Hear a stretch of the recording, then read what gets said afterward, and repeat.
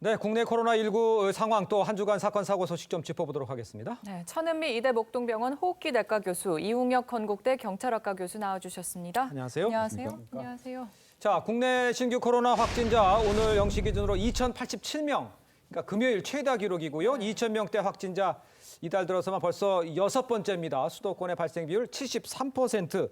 수도권 확산세가 지금 꺾이지 않고 있네요. 네, 델타가 감염력이 대단히 높습니다. 예. 특히나 밀폐된 공간에서 전파가 더 잘 되는데요. 이 수도권 특히 서울 같은 경우는 우리가 그 공동화 현상이라고 그러죠. 그러니까 낮에는 모였다가 밤에 흩어지는 게 각종 사업장이라든지 국가 기관이라든지 교통 예. 요지입니다. 그러니까 젊은 층을 통해서 직장에서 감염이 되고 그것이 결국은 집으로 가서 감염이 되고 네. 이게 전파가 되기 때문에 8월 이후에도 계속적으로 확산세였고 이 확산세가 추석 연휴에 만일에 비수도권으로 더 확산이 된다면 예. 전국적인 유행의 고리가 될 수 있다고 생각합니다. 아이고, 그렇군요. 네. 그럼 지금 백신 접종을 시작한 지 204일 만인 지난 17일이죠. 우리나라 전체 인구의 70%가 지금 1차 접종을 마쳤다고 하거든요. 네. 그럼 방역에 좀 어느 정도 효과가 있는 겁니까? 70% 정도면 우리가 이전에는 집단 면역이 될 수 있다고 네. 생각했던 그렇게 얘기했었죠. 거죠. 70%대 2,000명대고. 네, 그렇죠. 그런데 이제 1차 접종만으로는 우리 델타 변이는 보통 한 30에서 35% 정도 감염 예방이 되고 예. 가족 내 감염은 한 40% 이상 막을 수는 있습니다. 네. 그렇기 때문에 지금보다는 감염이 차단될 수 있지만 예. 문제는 추석 연휴가 같이 가고 있어요. 그러니까 이동량 증가가 이 백신 접종의 효과를 상쇄를 한다면 확진자가 늘 수밖에 없기 때문에 아하. 백신 접종과 더불어서 이동량을 자제를 하는 것이 꼭 필요합니다. 예. 자, 이제 추석 연휴를 맞아서 가족 모임, 사적 모임도 많은데 네. 이게 기준이 오락가락하는 것 같아요. 어떻게 된 게 정확한 겁니까? 지금 이 상황에서. 네, 그 23일까지 그 추석 특별 그 방역 대책인데요. 네. 간단히 말씀드리면 최대 8인까지 모일 수는 있는데 장소는 집 안으로만 한정이 되고요. 네. 이 8인 중에서 적어도 4명은 예. 그 백신을 맞았다고 하는 이 확인이 돼야 됩니다. 네. 여기서 확인이라고 하는 것은 2차에 걸쳐서 모두 맞고 예. 그다음에 2주가 지난 사람에게 한정돼 있는 것입니다. 그리고 이 8인에 해당되는 인원수와 관련돼서 예. 그 영아, 유아도 포함이 돼서 이렇게 한정이 돼 있는 거죠. 그러니까 상당 부분 이제 아주 적은 경우고요. 아주 네. 쉽게 얘기하면 이 수도권 근처에 성묘는 갈 수가 있는데 이것은 4인에만 국한되어 있는 이런 형태입니다. 예. 그리고 지금 그 8인과 관련돼서 예. 예를 들면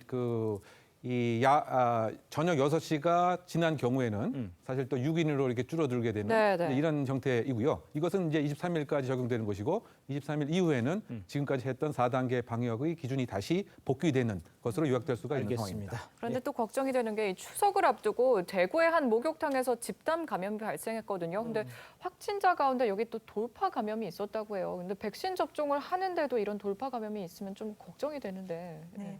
우리나라는 돌파 감염 사례가 한 0.04% 정도고요. 예. 미국 같은 경우는 0.4% 좀 더 높습니다. 예. 특히 돌파 감염은 이전에 백신 접종한 지 5개월 이상 지난 경우에 면역이 떨어지는 경우, 특히 이제 65세 이상의 연령이 높으신 분이나 기저질환자가 더 많이 백신이 그 효과가 떨어지는 걸로 되어 있고요. 네. 이런 분들에 대해서는 이제 우리가 부스터샷을 지금 고려를 할 수 있지만 일반적으로는 2차 접종을 완료한 경우에는 기억세포가 있어서 면역이 활성화됩니다. 네. 바이러스에 노출이 되면. 그렇지만 지금처럼 이런 종사자들이 돌파가 상당히 많이 되고 이런 종사자들을 통해서 거기를 이용하는 이용객들이 감염이 되기 때문에 전파가 많죠. 특히 이제 목욕탕 같은 경우는 이번 추석 연휴 때 많이 이용들을 하시게 되면서 네. 감염이 확산이 됐는데 특히 그러니까 어르신들이 많이 이용을 하셨죠. 근데 어르신들을 통해 또 가족 감염이 되셨고요. 이런 걸 막기 위해서는 네. 우리가 목욕탕 이용을 하실 때는 머무르는 시간을 최소를 해주시고요. 절대로 그 안에서는 음식물 섭취라든지 예. 공공